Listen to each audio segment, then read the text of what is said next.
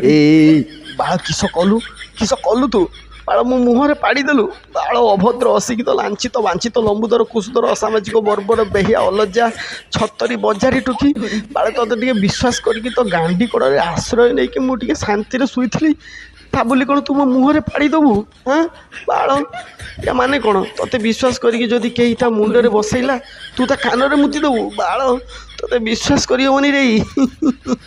ମୋ ମୁହଁରେ ପାଡ଼ି ଦେଇ ତୁ ବହୁତ ବଡ଼ ଭୁଲ କଲୁ। ତୁ ବୋଧେ ଭୁଲି ଯାଉଛୁ ମୁଁ ହେଲି ଡଗେସ୍। ଗାଣ୍ଡି ମାରି କରିଦିଏ ସମସ୍ତଙ୍କର ସବୁ ଶେଷ। ଆଉ ମୁଁ ବି ଶୋଇଛି ତ ଗାଣ୍ଡି ପାଖରେ, ଫଟାକ୍ କିନା ଘୁରି କରିକି ଗାଣ୍ଡି ମାରିଦେବି, କିଛି ଜାଣି ବି ପାରିବୁନି।